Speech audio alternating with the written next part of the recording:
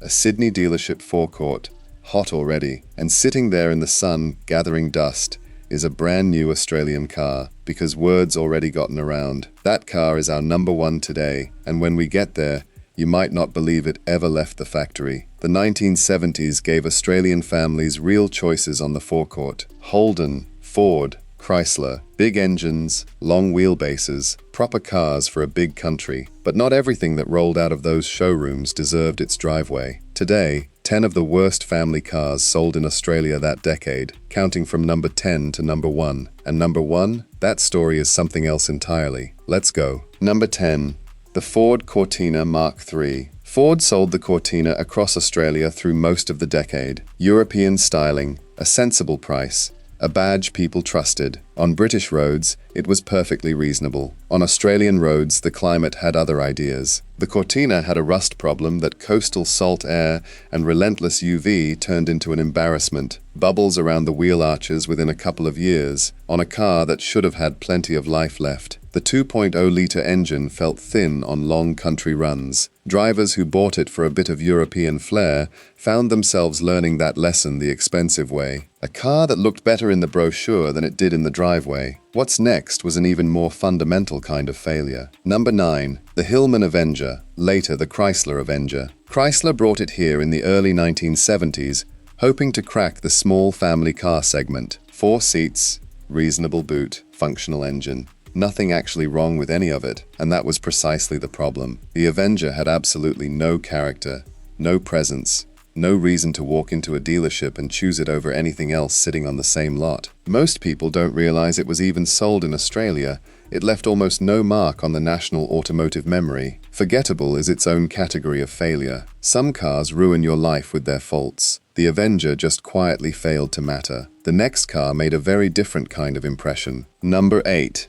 The Austin Maxi, a 5-door hatchback with a fold-flat rear seat. Decades ahead of its layout in some ways, it should have been a revelation. But the Maxi used hydroelastic suspension, fluid-linked, designed for cool British conditions. In Australian heat, that fluid would thin, the car would sag, and handling that was already marginal went somewhere worse. Have you ever felt a car getting genuinely vague underneath you mid-corner? Maxi owners knew the feeling. Then there was the Lucas electrical system, called the Prince of Darkness by British car enthusiasts, and not without reason. Faults appeared constantly and often couldn't be traced. One contemporary road test described the gear change as stirring porridge through a metal box. That phrase circulated for a reason. Clever idea, wrong climate, wrong execution. The next car had fewer excuses. Number 7. The Morris Marina, another British Leyland product. And if a theme is emerging here, it's not a coincidence. The Marina was built quickly and cheaply in the early 1970s to chase the Cortina's market. The hurry made it into the car. The rear suspension was a twist-axle design, pushed through development on a tight deadline. In hard cornering, and Australian roads would find those moments regularly, the Marina could swing its tail wide with almost no warning. Not something you wanted discovering with the family in the back. Lucas Electrics. Fast rust. An interior built down to a price rather than up to a standard. What makes the Marina genuinely sad is how many Australian families bought it in good faith. They trusted the name. Then the first year of ownership happened. We're halfway through. From here, the failures get more specifically Australian.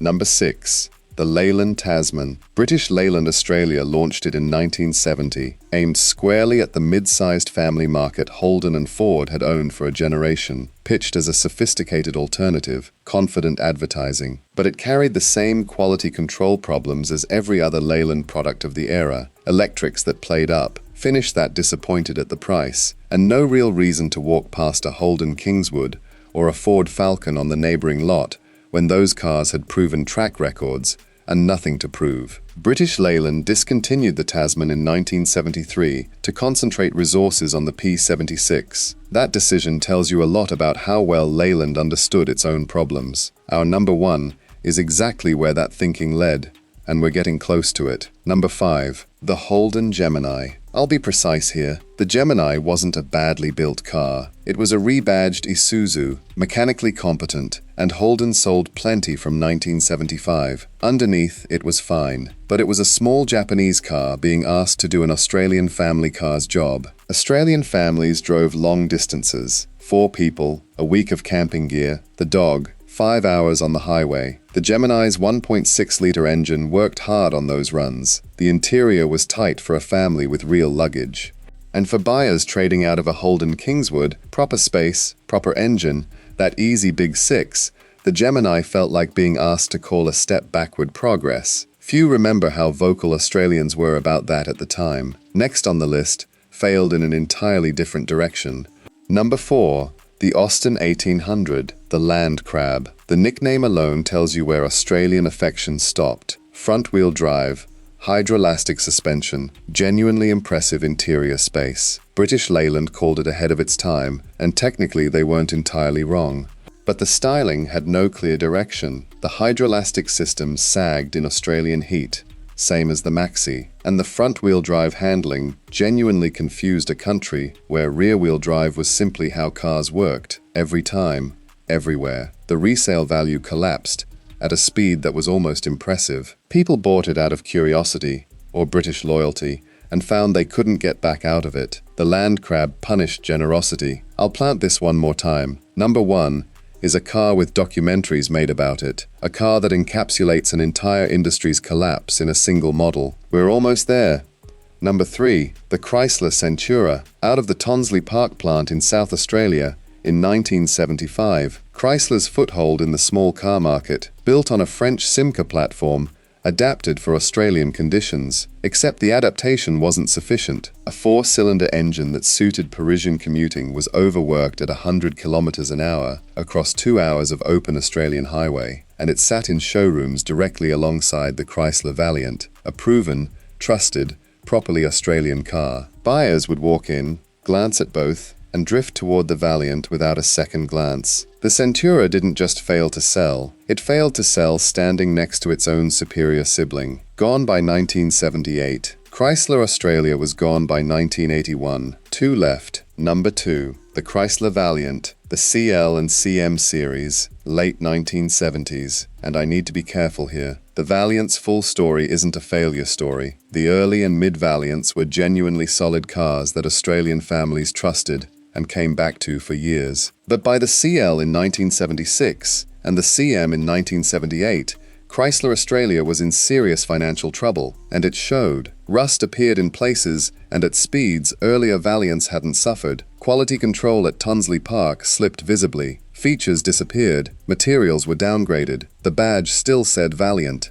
The car underneath increasingly didn't match what that badge had meant to people for over a decade. The late Valiant betrayed the families who'd been most loyal to it. That's a particular kind of damage. Chrysler sold to Mitsubishi in 1981. The last Valiant went with them. And now, finally, number 1. Number 1. The Leyland P76. In 1973, Wheels magazine named the P76 its Car of the Year. Take a moment with that. Built at Leyland's Zetland factory in Sydney, a 4.4-litre V8 alongside a 2.6-litre 6, a boot big enough to fit a 44-gallon drum, which the marketing actually led with. Modern styling, genuine ambition. On paper, the car that was going to prove British Leyland understood Australia. What actually happened was that quality control at Zetland was inconsistent on a scale that's hard to fully describe. Panels didn't align the same way car to car. Rust appeared within months of purchase. Electrical faults came early and came back. Owners talked about their P76s deteriorating from the week they collected them. Then in 1974, 12 months after Car of the Year, British Leyland Australia folded, factory closed, parts dried up almost overnight, and the people who'd read the reviews, trusted the award, and believed the advertising